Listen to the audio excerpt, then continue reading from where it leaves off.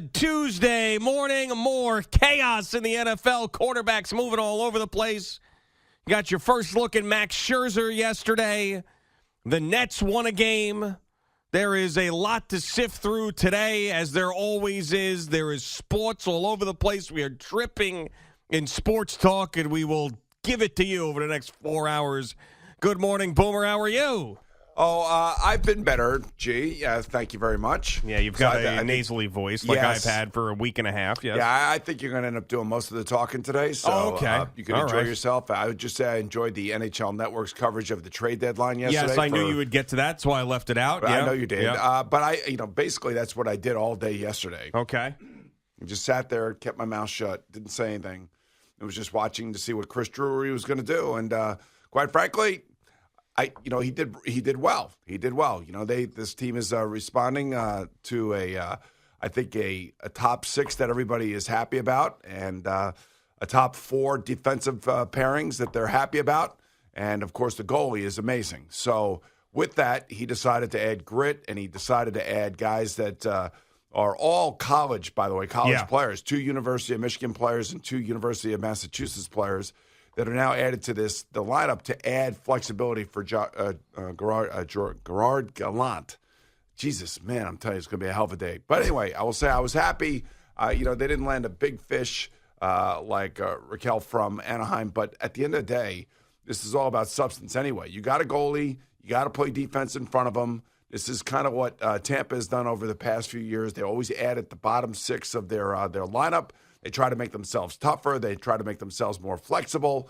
And I would like to think that's what the Rangers did here. The problem with the Rangers is that they don't score a lot of goals 5-on-5. And, in the playoffs, they don't call nearly as many penalties. The power play isn't nearly as impactful. But I can just tell you that they believe in the top 6, and that's what they're basically saying to their team. So good for them and good for us, and hopefully they're going to make a deep run. Did you call Frank, or did Frank run Matt Ryan past you? Because I know last year he ran Carson Wentz past you, and you're like, hey, man, listen, he had the most success in his career with you. Yes. It makes a ton of sense. It didn't work out completely. He had some good moments, but obviously more bad moments, and that's why he was gone, and the owner had it with Carson Wentz. Did you and Frank Reich talk about Matt Ryan before the Colts trade was made? I need to know if this conversation happened. That's a yes. That is a yes. Boomer answered yes without answering yes. I mean, no, the thing is that we did speak. Yeah. We mentioned a number of names. Okay. Matt Ryan's name, of course, was one of those names. Mm-hmm. I personally think it's a great fit for Frank because Matt is a great teammate. Matt is really bright. And Matt, over the last 5 years, has been one of the most accomplished quarterbacks when it comes to statistics of any other quarterback in the league. So I would say this is, you got to do what you got to do. And he's got a guy that he can trust. The problem is that you're in the AFC. Yeah. And the AFC is absolutely loaded. Now, the one thing I will say, and I think I said this yesterday to you, is that, the AFC West is loaded. And those teams are going to be playing each other. So you got to be thinking they're going to be wiping each other out a little bit. Of course. So can you get to the playoffs at 9-8, 10-7, 11-6? Obviously you can. He's got to win his division. I think they're the best team in that division. I really do. Right now, speaking today, I do believe the Colts are the best team in that division with the addition of Matt Ryan. Wow, not the Tennessee Titans I don't believe so. Who got the 1 seed last year. And plus they got Robert Woods. Yeah. And again, I think Ryan Tannehill is a good player. I don't think he's a great player, and I think we saw that in the playoffs again this year. Okay. But then again, that's a problem for everybody in the AFC. Everybody in the AFC has got to go through Patrick Mahomes, Justin Herbert, Deshaun Watson, Joe Burrow. I mean, you name it, Lamar Jackson. I mean, there's just so many great players in the AFC that they had to do something in Indianapolis, of course. So really what it came down to, Mariota, Ryan, Mayfield, trade for Garoppolo. Those are basically the 4 avenues they could have gone, or they could actually draft a kid, but they don't have a first-round draft choice. Yeah, I would probably have done the same thing and went and got Matt Ryan because, what was it, a 3rd-round pick? Yeah, it was nothing, but they had to assume his contract. It's a big contract, but they have more than enough room to do that. That's one of the reasons why they were one of the teams that that would fit Matt. And Matt also knows that this is a good team that he's coming to. But again, the reality is is that the AFC, is loaded. There's going to be three teams, most likely three teams out of that AFC West that make the playoffs. Yeah, maybe. I mean, who the hell knows? I mean, we look at it on paper now and we say that team is, or that division is loaded with four teams that could very easily win the division. I mean, I'm down on the Broncos, and I don't know about the Raiders. I have no idea. I mean, the last time Josh McDaniels was a head coach, he was a total disaster. Let's not forget that. I know that every team has a number one wide receiver, two pass rushers, a Pro Bowl quarterback, offensive linemen, and running backs. To me, it's every more, single team out there is basically loaded and balanced. I'll tell you right now, though, I'd rather be the Colts, the Browns, the Ravens than the Bengals. No, the Bengals. Yes, I throw them in there, of course. I mean, the Colts better in their division than the Broncos. Than the Broncos or the Raiders. Yeah, I mean, the AFC South is I would like to think that Frank. I can tell you this statistically, every player that Frank has inherited has inherited as a quarterback for the Colts has had a better year under Frank than he had the previous year, wherever he came from. That's why Baker Mayfield was dying to get there as a ready-made team, and Frank Reich is there, and he's thinking he's going to improve in his career heading into a contract season, and he's probably thinking to himself, rats, what am I going to do now? Where's my landing spot? Is it the Seattle Seahawks? I mean, really, is it the Carolina Panthers? I know Matt Rule was the only head coach outside of Mike Tomlin who all he had to do was walk 10 steps to go to Kenny Pickett's pro day. Yesterday, Matt Rule was the only NFL head coach there, so maybe he's looking into drafting a guy. But, I mean, Baker Mayfield's options are dwindling. They are. So I don't know where he's going to end up, and I don't know if anybody really – I mean, if the fact that Frank Reich and the Indianapolis Colts said – man, we have Baker Mayfield with a chip on his shoulder who is, 10 years younger at the very least? Yes, and cheaper. And we could go for him or we could go for Matt Ryan, and decided to go for Matt Ryan.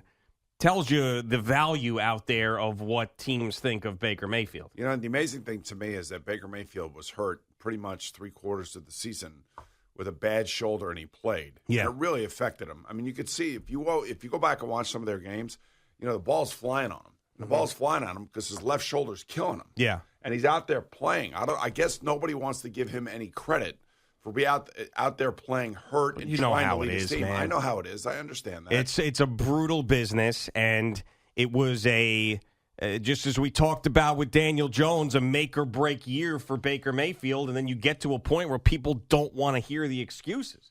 And it's not fair to everybody, but it's also not a fair league. It's not a fair business. It's not a fair anything. Ask Les Snead about that. Yeah, seriously. I mean, Les Snead will wheel and deal, trade, cutthroat, and guys. doesn't matter. Doesn't matter. As long as he can sit there and drink at a parade, that's all he cares about. That's exactly right. Screw those draft picks. Yeah, F them picks, as he said.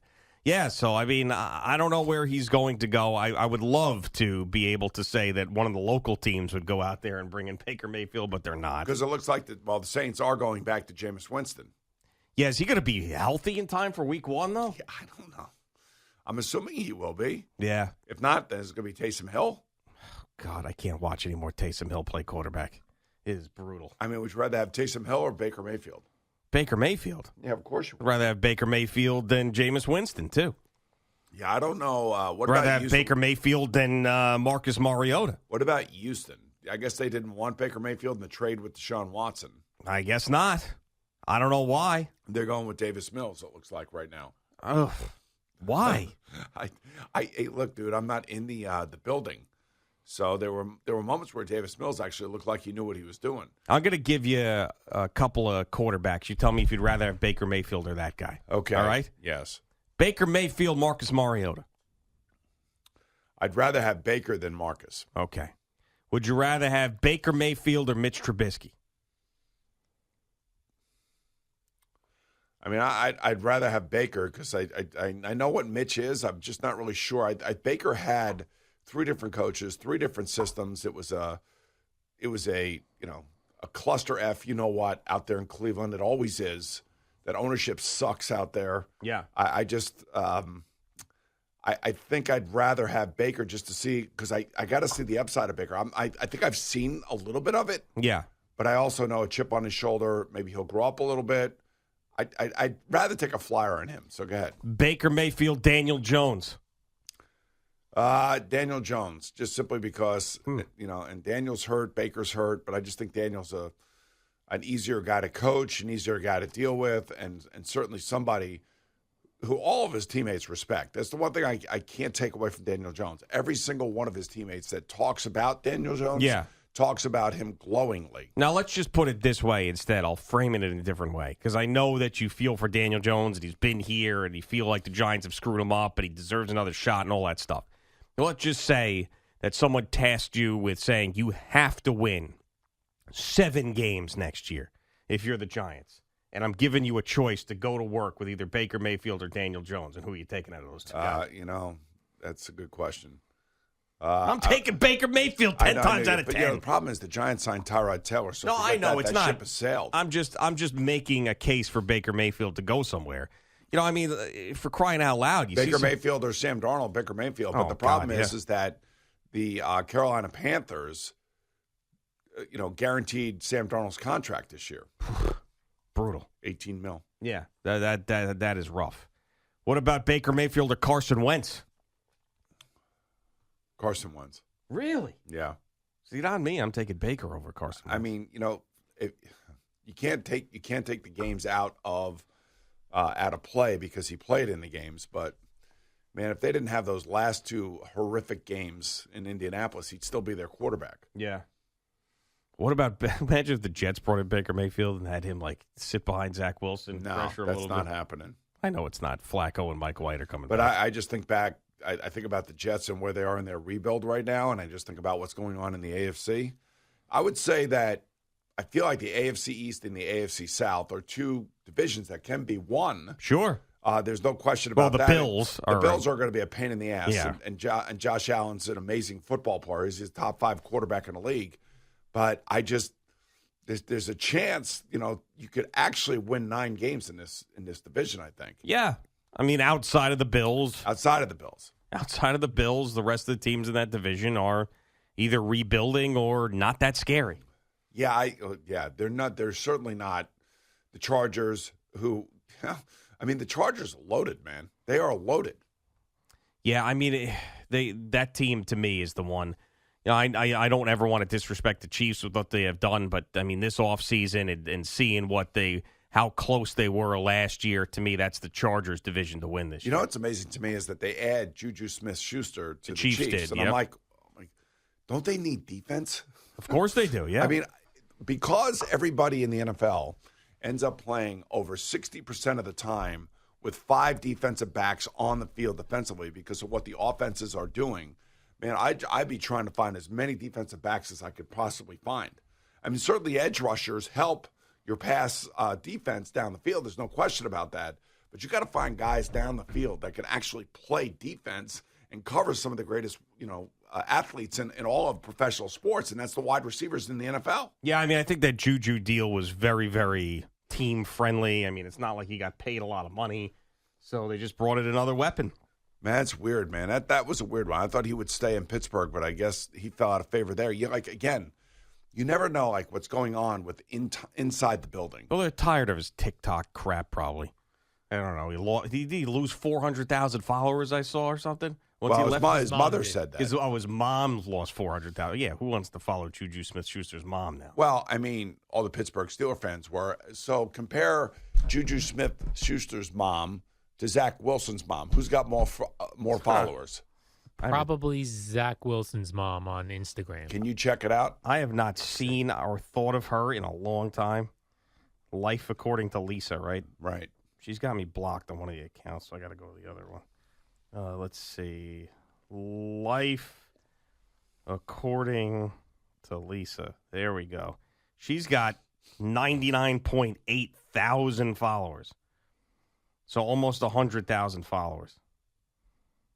Well, if Juju's mom lost 400,000 followers, she obviously was way ahead of where Zach Wilson's mom is. And her makeup tutorials and how to make buffalo chicken dip and things like that. It's one hell of an Instagram. Buffalo chicken dip guy, of course. Are you kidding me? Who would not be? That stuff's delicious. What about you? You put a big pile of that in front of me right now. Yeah, I'm not big on the buffalo. What'd you say? The chip dip or what? Buffalo chicken dip? Buffalo chicken dip. Yeah, like buffalo, like it would be like buffalo wings Yes, in a dip. in a dip. Yeah, you kidding Nah, me? I'm not a dip guy. Oh wow, I mean, I guess. you got to be out of your mind. If I Are gave, you a hummus guy? Like you? I like hummus. dip? Yeah, Like yeah, hummus? yeah. So if we put like a pot of buffalo chicken dip in front of you Nah, with some chips, you're telling me you wouldn't eat that? nah. I'm more of a crab dip guy. Wow, crazy. Anyway, You like the crab dip? not really. No, Yeah.